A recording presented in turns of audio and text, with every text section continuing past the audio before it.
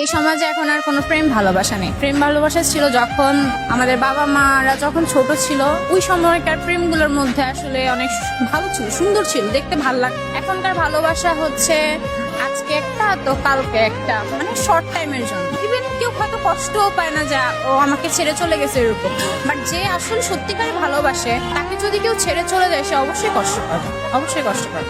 বিয়ে তো একদিন না একদিন করতেই হবে। না, করতে হবে না। কোথাও কি লেখা আছে বিয়ে করতে হবে?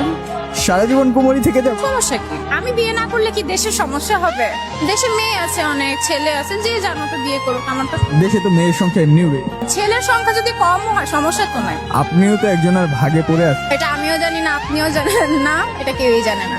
থাকতেই পারে, সে কি করবে না করবে এটা পার্সোনাল লাইফ। কারোর রিজিক নষ্ট করা ঠিক না। বিয়ে করার জন্য রাজি হচ্ছে না, হব না।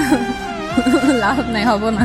আমার ইচ্ছা নাই, যেখানে ইচ্ছা নেই আমার সেটা আমাকে দিয়ে কেউ করাতে পারবে না। বিয়ে করার